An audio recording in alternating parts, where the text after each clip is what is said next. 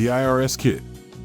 Instead of the traditional setup with one motor running everything on the machine, the Irs Kit used two motors and variable frequency drives to control the speed individually. This gives you a tipping functionality where you only move the transport while the knives stay put. You get the soft start, and the machine ensures the blades rotate at maximum speed before the transport starts rolling. However, the most significant improvement is how the fillets look. With the Irs Kit, the speed of the blades is adjusted individually from the transport. This means that it is possible to run the knives at a much higher rate. The result is a much smoother cut. Look at this fillet, where you can see the white membrane on the loin section. It can also be registered on the backbone, where the surface feels smoother.